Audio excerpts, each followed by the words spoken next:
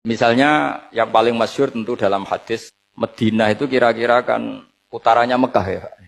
Dulu penduduk Madinah itu kalau bikin kloset itu, pokoknya kalau qada'ul hajat itu menghadap ke utara atau selatan. Terus kata Rasulullah, kalau kamu sedang qada'il hajat, sedang buang kotoran tuh jangan menghadap Ka'bah, juga jangan membelakangi Ka'bah.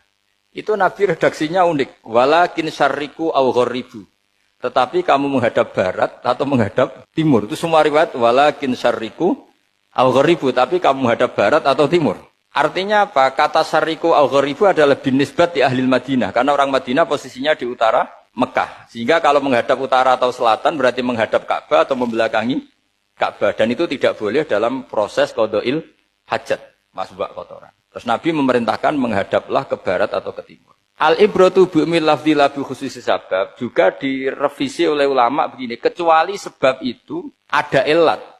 Maka kalau demikian yang dimenangkan ilatnya bukan teknya. Saya ulang lagi, yang dimenangkan ilatnya bukan teknya. Kayak tadi, di hadis itu kan Nabi ngintikan apa? Tetapi menghadaplah barat atau menghadap ke timur. Tentu orang Indonesia malah kalau itu kebalikannya. Orang Indonesia kalau ke barat atau ke timur kan malah menghadap Ka'bah atau membelakangi. Di sini pentingnya ijtihad. Saya masih ingat baca kitab karangannya Imam Syafi'i dalam tema yang mirip ini. Ketika beliau ditanya, boleh ndak seorang lelaki uzubah tidak nikah? Waqat qala Rasulullah sallallahu alaihi wasallam an nikah sunnati faman raghiba an sunnati falaysa minni. Itu kata Imam Syafi'i. Ya kalau dia tidak nikah karena benci sunnah Rasulullah itu buruk, tapi kalau karena takdir dia tidak suka nikah atau gak payu rabi ya gak apa-apa. Terus Imam Syafi'i ditanya, apa dalilnya? Jawabnya Imam Syafi'i itu rileks sekali. Inna wa ta'ala dzakara 'abdan shalihan wa wasafa bi annahu hasur. Terus beliau baca ayat wa sayyidaw wa hasura wa nabiyyam minas sholihin. Allah itu menyebut sekian hambanya yang soleh, dan di antara hambanya yang soleh itu berstatus hasur, orang yang tidak nikah. Artinya tidak nikah itu bukan mengganggu kesalehan, maka uzubah itu halal. Semudah itu dulu orang memahami Quran. Mengenai cerita paling nyata Nabi Yusuf. Ini rukukno ge nom-nom ben bangga. Nabi Yusuf pun nabi. Nabi cara kok edah maksum ora dosa. Tapi ada kejadian wajar di mana Nabi itu didesain kayak manusia biasa. Ana Joko nduwanteng, ora tau ora rasane wong wedok.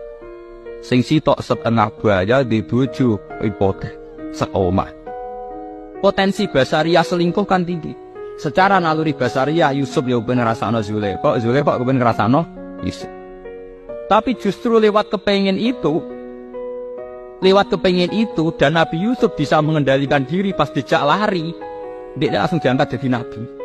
Modal melayu jadi nabi, paham? Kowe tahajud setahun rong mesti iso dadi nabi.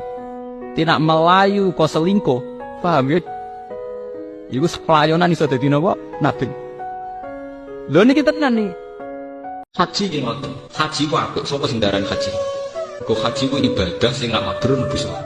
Ibarat baru mulai setan ya ora kurang. Bar kaji mesti mulai dikili wong akeh. Dhisik ya sopan santun wis pokoke ndek wong Islam ora tau makan rugi. Ujug-ujug dekok idah ngono piye. Mayoritas wong Islam ora telah kaji. Kena omongan ngono mbok baleni nglarakno wong akeh.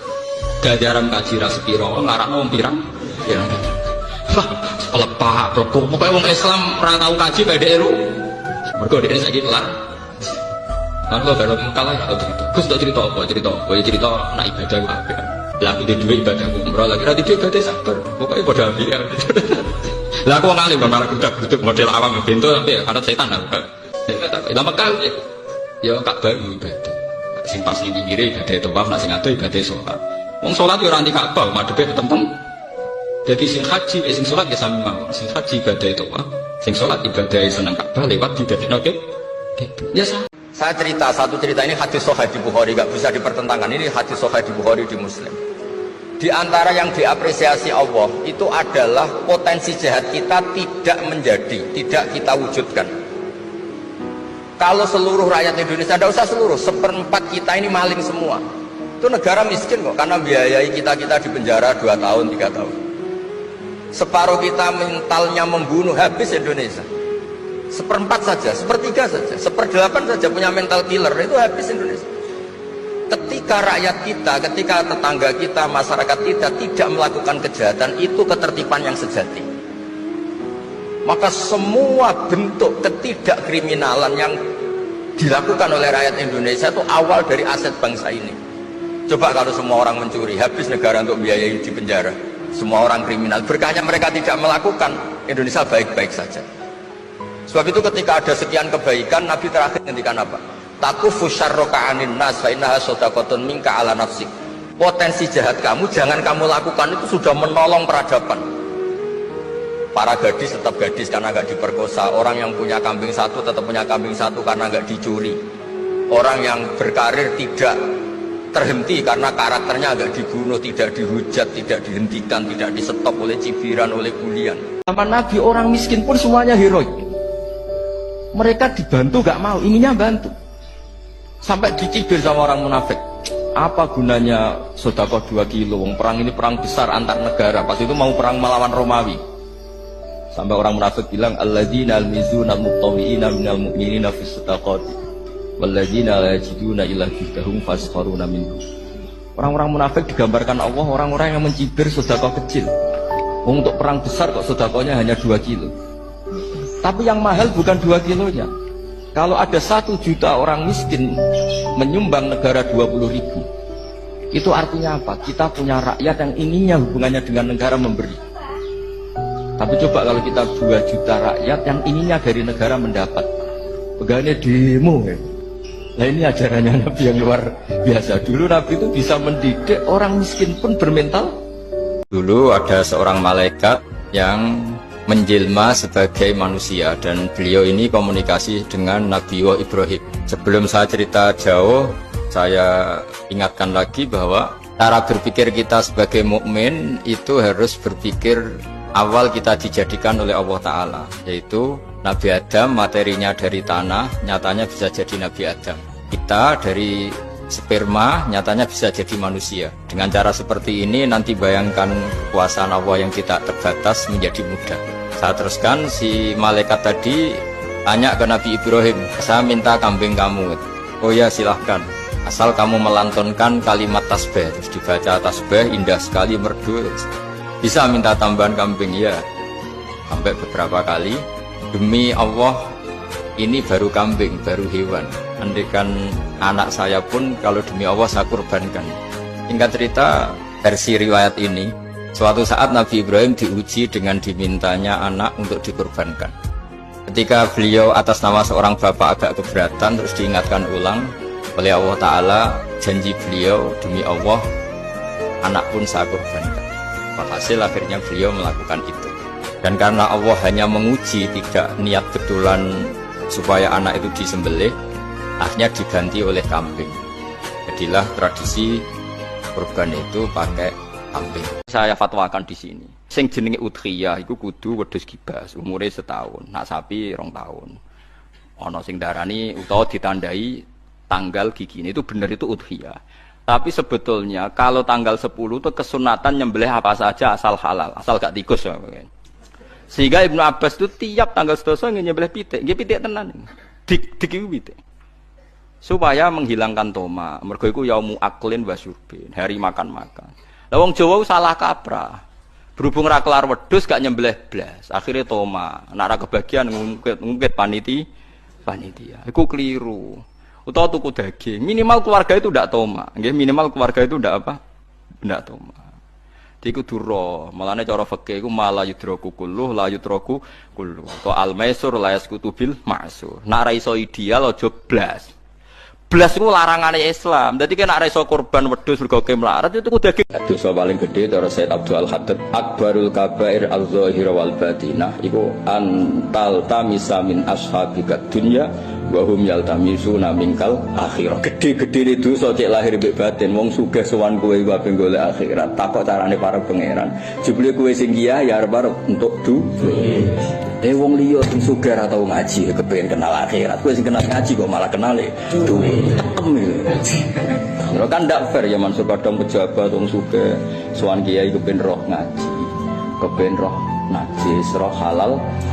Sementara utek kita pikiran untuk mati. Koyo iki sing ikhlas susah opo sing mangan yo sak piring. Koyo kula misale dadi kiai gedhe, misale tetep melarat yo ora masalah. Oh aku asik be ilmu.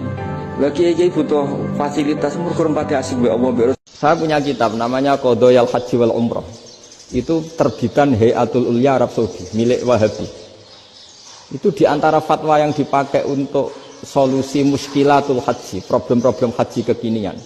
Itu fatwanya syekh-syekh yang dari Indonesia, termasuk Syekh Khotib Minangkabau, Syekh Nawawi Banten, Syekh Bakir Nur Jogja.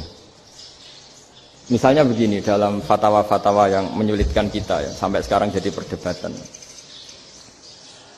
Ketika Sofa dan Marwah itu dengan batas tertentu, saya ulang lagi dengan batas tertentu. Mau tidak mau atas nama kebutuhan itu kan butuh perluasan. Karena kalau naik turun itu mudah disepakati ulama. Pertanyaannya, perluasan Mina itu ke samping. Perluasannya Matof yang Mas'a itu juga ke samping. Geger kan ulama dunia. Bagaimana hukumnya Mina Jadid? Mina yang diperbarui atau Mina yang diperluas. Itu diantara rujukan baik yang membolehkan maupun yang menentang. Itu ya syekh Indonesia. Itu orisinal tuh. Saya punya kitab orisinal terbitan Hayatul Ulya. Kira-kira ya kemenaknya Arab Saudi kalau di Indonesia itu. Itu yang dirujuk dawuh Syekh Nawawi, dawuh Syekh Khotib Minangkabau. Karena apa? Ada logika khas Jawa. Orang yang punya akal karena sadar ini wilayah Allah, semua milik Tuhan. Itu dia tiap hari berpikir besok Allah akan melakukan apa terhadap dunia ini. Kalau dalam kitab Hikam itu disebut al-aqil mayakul madza yaf'alu wa hubi wal ghafil mayakul madza af'al. Kamu merencanakan suatu mau plesir ternyata gempa, mau wisata ke Rusia ternyata perang. Kamu tidak pernah tahu apa yang akan terjadi besok. Wa ma tadri nafsum madza taksibu ghada.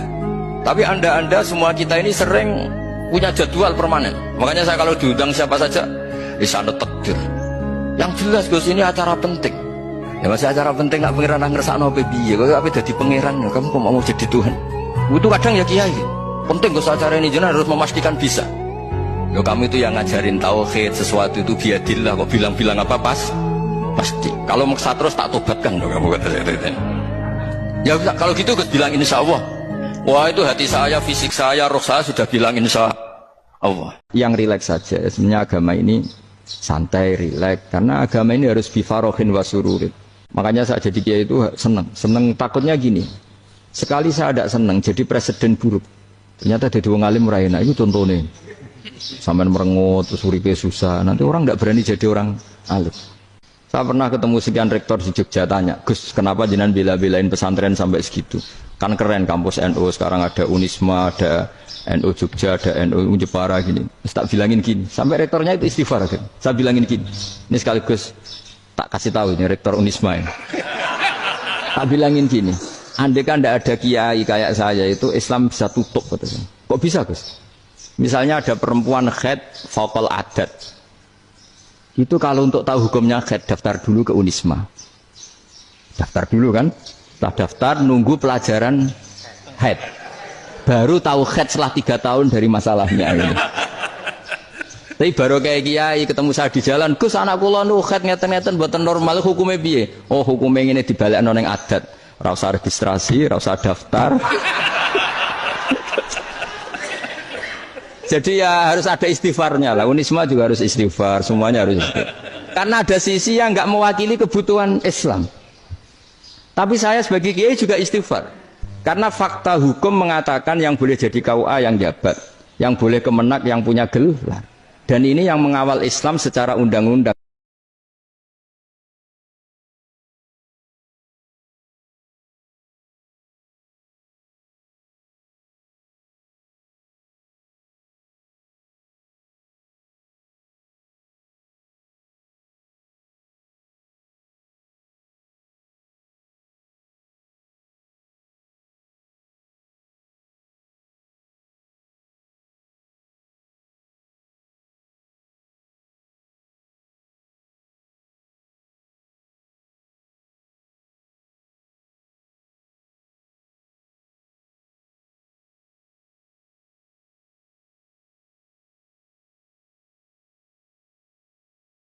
Jadi wong itu donga terus ya oleh, jarang donga ya oleh. Tapi nak sing jarang donga niati mergo wis didongakno Kanjeng. Ada ulama jenis Sufyan Ats-Tsauri ku jarang donga. Mulang ya senengane. Mergo dekne iktifak ngalap cukup mek dongane Kanjeng Nabi Muhammad sallallahu alaihi wasallam. Jadi wong mulang itu otomatis untuk dongane Nabi. Mergo Nabi ngendikan ala khulafai rahmatullah. Wong sing genteni aku mesti entuk rahmati Allah. Sinten ya Rasulullah alladzina yuhyuna ma amatahun nas min sunnat yang gelem ngurip-ngurip ilmuku yaiku untuk dongaku. Jadi kowe donga mbek nangis mbek aku ngaji ku cek mandi aku ngaji. Buktine kowe donga keramat cek keramat aku. Mergo agar sing ngulang untuk dongane Kanjeng. Mulang sing bener maksudnya ora ono order. Mulang anggar jame tambah eling jatahe tambah. Mulang apa to anu niku? Iku mergawe ra mulang. Mulang iku wis pokoke mulang, iku jenenge mulang. Kala cek eling dawuh Mbah Mun anggar mulang Wahab, nggih kados kula sakniki ngoten. Mulange tuwenanan. Jare Mbah Mun iki nggo ngafaroi pidato. Niki dawuh Mbah Mun mboten dawuh kula. Mulang tenan yo ngene iki swarga. Kok ora ana santri sing bayar. Pidato iku ora ana sing bayar. Mesti yo mulang yo muga-muga diganjar. Tapi cara pengiran ra ganjar wis alasan. Wis entuk amplop maksudnya cara pengiran ra ganjar wis duwe alasan. Kalau terangno nggih hukum dasar haji. Terus haji niku wajib bagi yang mampu. Nah kepen boten wajib sampean fakir mau. Itu cara menggugurkan kewajiban apa?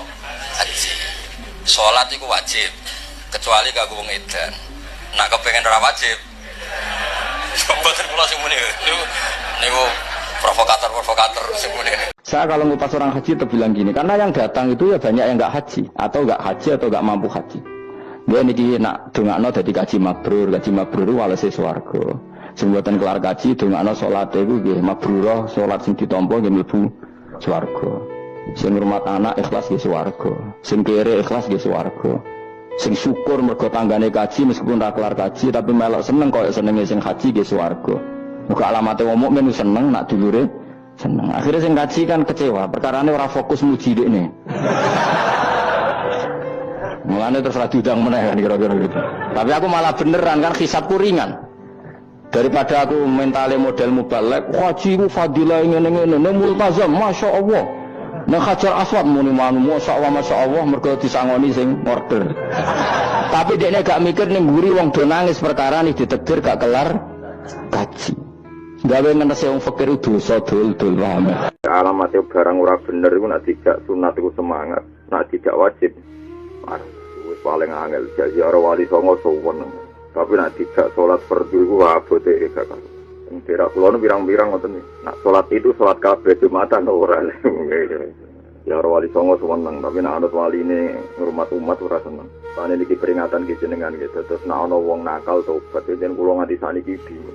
Wong-wong nakal sing tobat itu rata-rata milih istighfar ambek mujahadah. Nak kon njaluk sepuro utawa nyaur utange utawa njuk sepuro sing dadi korban iku ora wani. Padahal cara sing wajib awal iku wong tobat iku njaluk sepuro sing dadi korban utawa nyaur utang sing dadi kewajiban. Tapi rata-rata ya ora milih istighfar ambek sing ora penting-penting.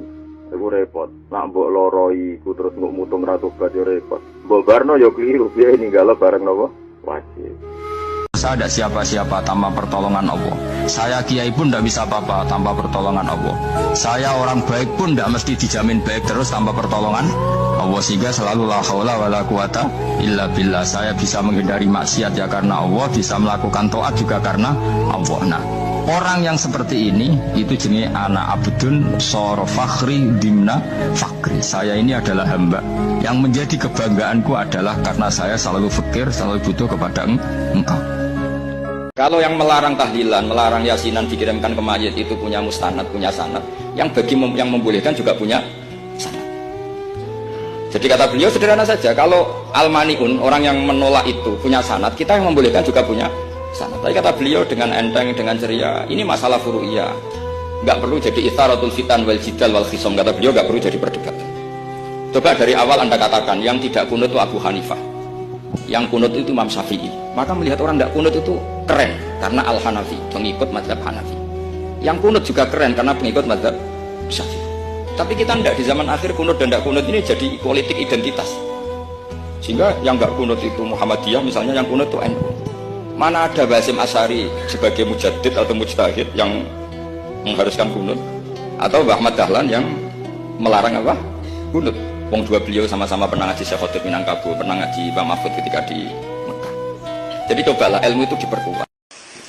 Jangan sampai alasan-alasan yang bersifat materialistik itu yang menjadikan kita mencintai istri karena cantik, mencintai suami karena hasilnya besar. Suatu saat kalau itu berubah, kita akan masalah.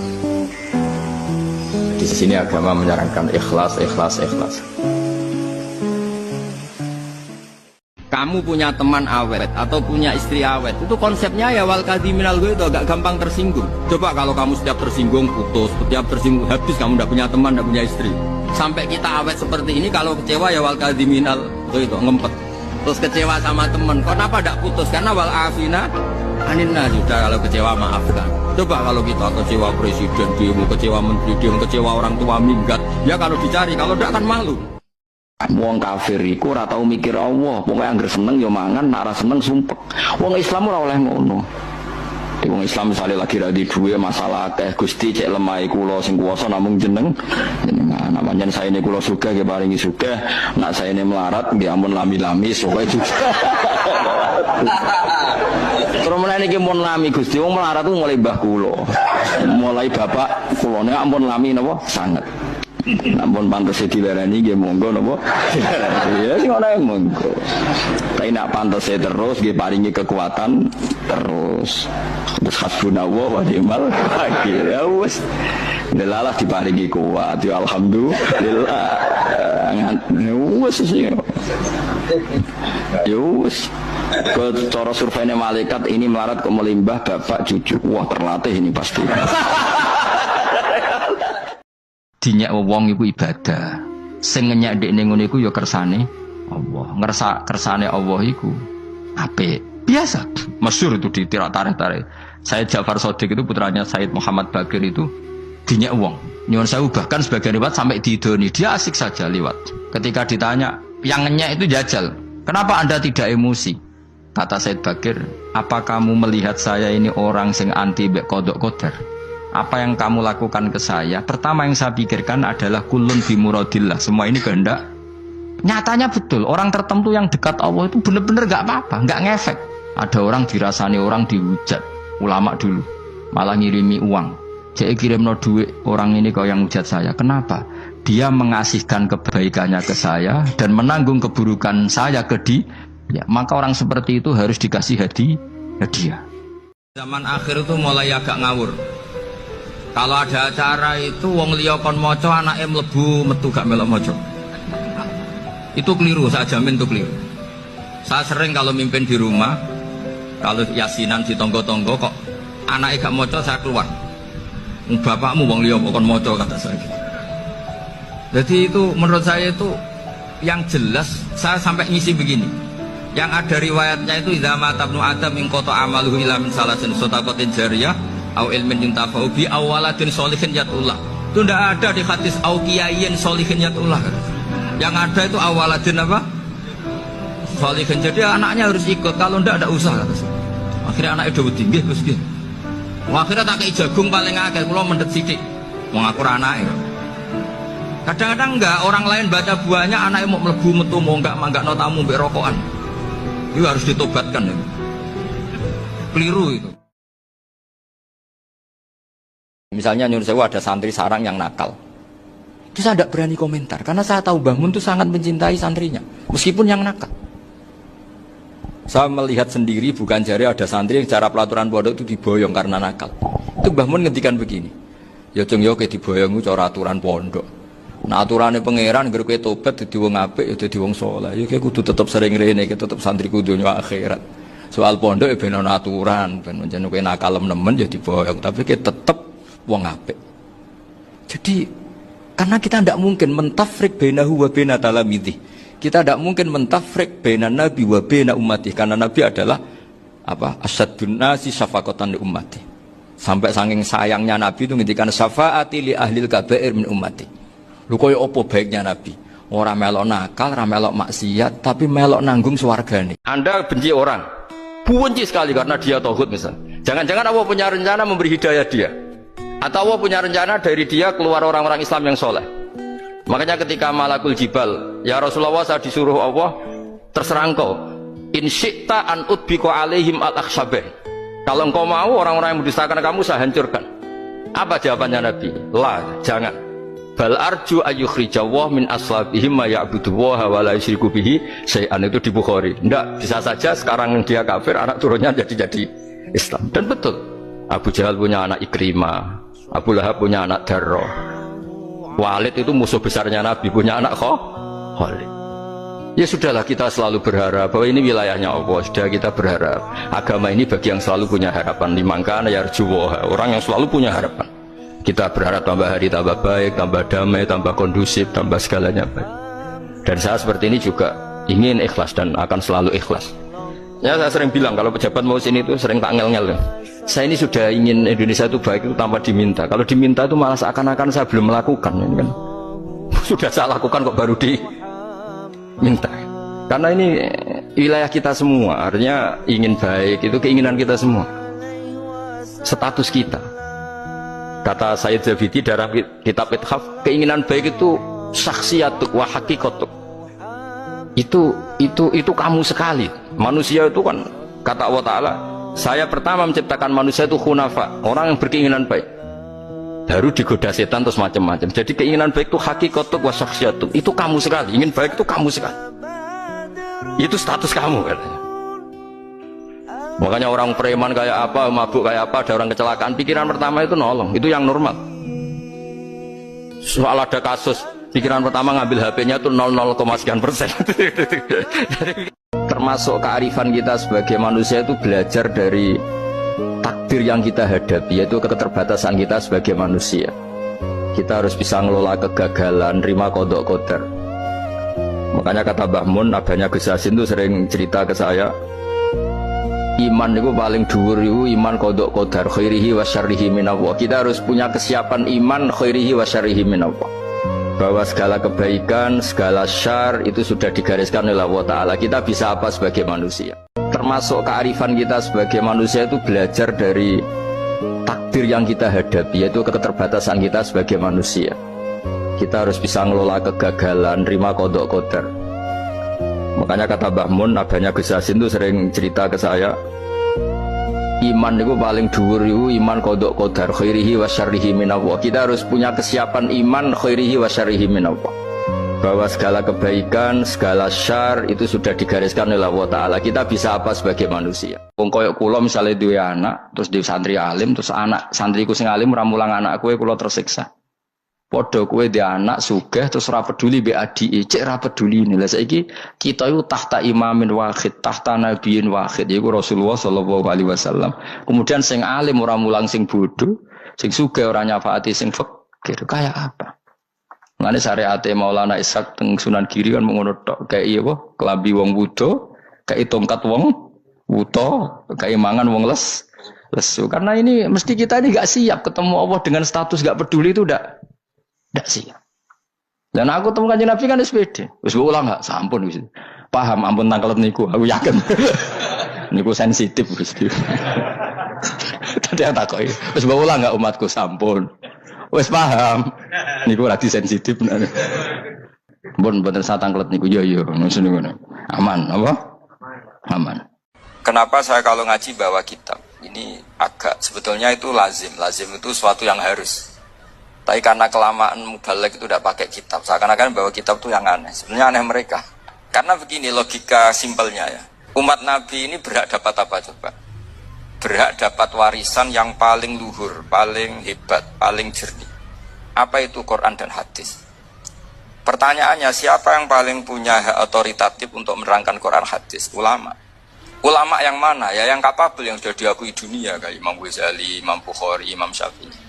Kalau kita tidak pakai materi yang otentik, yang orisinal, ulama umat ini mendapat pikiran kita, bukan pikiran mereka. Maka saya berusaha supaya teman-teman atau semua umat Islam dapat pikiran-pikirannya Imam Ghazali, pikiran-pikiran Imam Bukhari, pikiran-pikiran Abul Qasim Al-Junaidi, kejernian-kejernian Abu Yazid Al-Bustami.